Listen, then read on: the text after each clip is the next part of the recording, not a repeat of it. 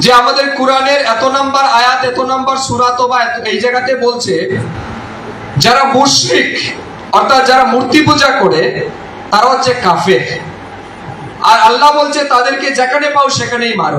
মুখে কোরআনের আয়াতের ভুল ব্যাখ্যা চ্যালেঞ্জ ছুড়লেন রাজ্যের বিশিষ্ট শিক্ষাবিদ ডক্টর জাহিরুল হক। ইতিমধ্যে সামাজিক মাধ্যমে মন্ত্রী সুধাংশু দাসের একটি বক্তব্য ভাইরাল হয়েছে। তিনি দাবি করছেন কোরআনে নাকি বলা হয়েছে যারা মুসলিম নয় কাফের তাদেরকে হত্যা করো। মন্ত্রীর এমন বক্তব্যে সংখ্যালঘুদের মধ্যে ক্ষোভের সৃষ্টি হয়েছে। তাদের দাবি মন্ত্রী কোরআন না বুঝে ভুলভাল ব্যাখ্যা দিচ্ছে, ইসলাম সম্পর্কে মানুষদের মধ্যে বিভ্রান্ত ছড়াচ্ছেন।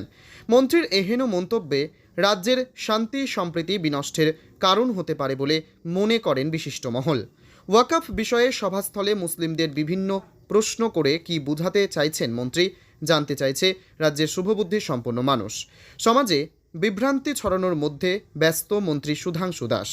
সাংবিধানিক প্রতিষ্ঠানে বসা মন্ত্রী সুধাংশু দাস মুসলিমদের গোটা শুধু ত্রিপুরা নয়, গোটা ভারতবর্ষ নয়, গোটা বিশ্বের মুসলিমদের হৃদয়ের মনি গোটায় যার সম্মান কোরআন, সেই কোরআনকে নিয়ে একটা কটূক্তি করেছে। উনি আরো অন্যান্য কটূক্তিও করেছে। তার মধ্যে সবচেয়ে বড় জঘন্যতম মুসলিম ধর্মাবলম্বীদেরকে নিয়ে টার্গেট করে যে কটূক্তিটা করেছে, যে কোরআনের মধ্যে নাকি আছে যে মুসলিমদের মানে মুসলিম ছাড়া অন্য ধর্মাবলম্বীর মানুষকে হত্যা করা, নিধন করা, এরকম একটা কথা এনেছে। উনি যদিও কথাটা বলেছে, কোরআনের কোন জায়গা থেকে সেটা বলতে পারেনি। আমি নির্দ্বিধায় বলতে পারি উনি শোনা কথা থেকেই বলেছে, কারণ কোরআনের মধ্যে প্রায় 114টা সূরা আছে। সে 114 সূরার মধ্যে 9 নম্বর সূরা, সূরা তওবার মধ্যে উনি যে কথাটা বলেছেন তার প্রাসঙ্গিক অনুসারে সূরা তওবার 5 নম্বর আয়াতের মধ্যে এই কথাটা বলা আছে যে মুশরিকদেরকে একটা নির্দিষ্ট মাস ছাড়ার পর মুশরিকদেরকে যেখানে পাও তাদের সাথে যুদ্ধ করো, তাদেরকে অবরোধ করো, তাদেরকে আটক করো, এবং তারা যদি নত স্বীকার করে সারেন্ডার করে তাহলে তাদেরকে ক্ষমা করে দাও, তাদেরকে পথ ছেড়ে দাও। এই যে কথাটা, কোরআন এমন একটা গ্রন্থ যেটা প্রায় ১৫০০ বছর আগে আমাদের প্রিয় নবী হযরত মুহাম্মদ মুস্তাফা সাল্লাল্লাহু আলাইহি সাল্লামের উপর অবতীর্ণ হয়েছিল। কোরআনের প্রায় ৬৬৬৬টা আয়াত আছে। প্রত্যেকটা আয়াতের একটা ব্যাকগ্রাউন্ড আছে, একটা প্রিভিয়াস কনটেক্সট আছে। এই যে ব্যাকগ্রাউন্ডের মধ্যে ঠিক এই আয়াতটাও যে প্রেক্ষাপটটা ছিল, তৎকালীন আমাদের প্রিয় নবী হযরত মুহাম্মদ মুস্তাফা সাল্লাল্লাহু আলাইহি সাল্লাম মক্কায় জন্মগ্রহণ করেছিলেন। উনি যখন জন্মগ্রহণ করার পর ইসলামের যখন আল্লাহর পক্ষ থেকে যখন ইসলামের নির্দেশ পেয়েছেন মানুষের কাছে পৌঁছে দেওয়ার, ইসলামের বার্তা পৌঁছানোর সঙ্গে সঙ্গে উনার বিরোধিতা শুরু করলেন। প্রায় 13 বছর উনার নির্যাতন স্বীকার করেছেন। 13 বছর নির্যাতন, তৎকালীন আরবের মুশরিকদের 13 বছর নির্যাতনের পরে উনি মক্কা ছেড়ে, নিজ জন্ম ভিটা ছেড়ে মদিনাতে যেতে বাধ্য হয়। মদিনা যাওয়ার পরেও প্রায় 10 বছর নির্যাতন করে।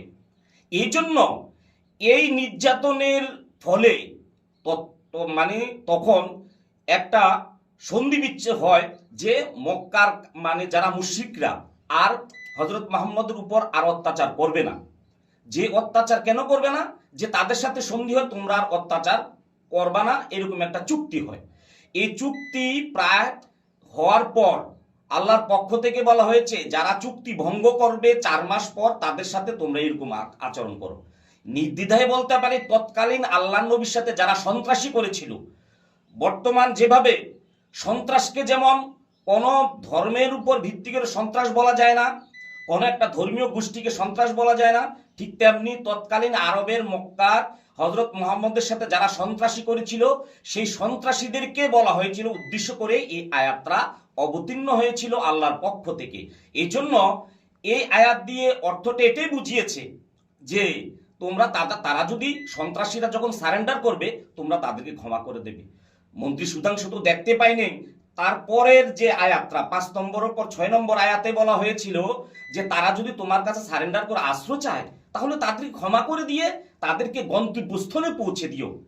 তেমন ভাবে যদি আল্লাহ, কারণ আল্লাহ হচ্ছে দয়াবান, এই কথাটার মাধ্যমে এটাই বুঝাতে চেয়েছিলেন সন্ত্রাসীকে, তৎকালীন সন্ত্রাসীদেরকেও আল্লাহ নবী বিপক্ষে যারা সন্ত্রাসী করেছিল তাদেরকে দমন করার জন্য আল্লাহর পক্ষ থেকে হুকুম এসেছিল। আজকের দিনেও যারা সন্ত্রাসী করে তাদেরকে কোনো ধর্মের লোক যেমন সাপোর্ট করে না, ঠিক তেমনি তৎকালীনও করা হয়নি। সন্ত্রাসীদেরকে দমন করার কেন্দ্র করে এই আয়াতটা তৎকালীন অবতীর্ণ হয়েছিল। আর এই আয়াতটাকে উনি এনে বর্তমান প্রেক্ষাপটের সাথে জুড়িয়ে দিচ্ছে। এই জন্য তার আমরা তীব্র নিন্দা করি। আমি চ্যালেঞ্জ করে বলতে পারি মন্ত্রী সুধাংশু মহোদয়কে, উনি যদি ধর্মীয় ব্যাপারে যদি if you want to talk on the basis of religion, I am challenging you. আপনি আসুন, কোন ধর্মে আপনি নিয়ে টকশো করবেন, আসুন।